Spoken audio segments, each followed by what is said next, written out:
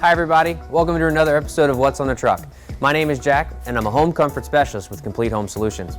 On today's episode, we're going to be talking about roof and attic ventilation. Ventilating your roof and attic is extremely important. It helps reduce the temperatures inside your attic and will cool the underside of your roof. Not ventilating your attic will reduce the life of your shingles, and in colder climates will create ice dams along the edges of your roof. And as a homeowner, you don't want that. With a combination of a ridge vent along the peak of your roof and a continuous soffit vent at the eaves, this provides the most effective ventilation.